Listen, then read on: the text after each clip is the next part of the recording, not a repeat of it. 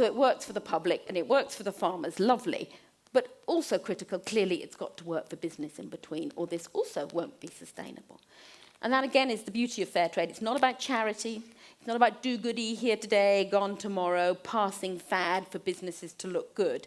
It's absolutely about changing the way companies do business and trying to put trading fairly right at the heart of the way they work so that you get that much longer transformation.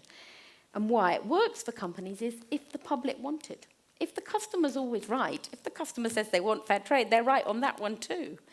And so if the customer wants it, then when a company switches to fair trade, the sales increase, and we've seen that time and time again.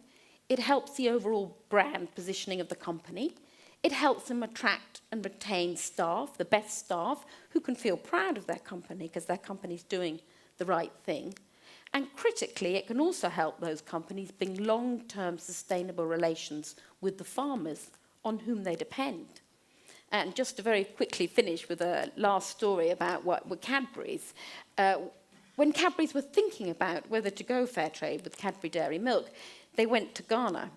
And they were completely shocked to do some research and discover the average age of the cocoa farmer on whom they depend was 54.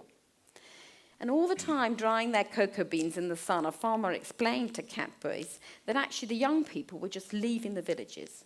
They didn't see a future in growing cocoa because prices were so low.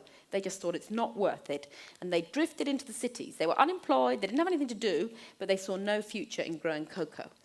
And the company was completely shocked. No beans, no bars was their conclusion.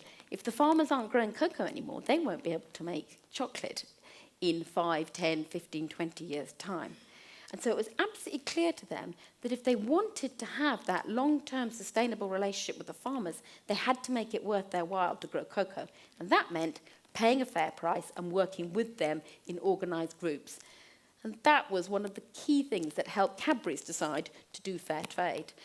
And so in that way, then it can work for the companies as well, and then it can be really sustainable because it's working for everybody who's involved.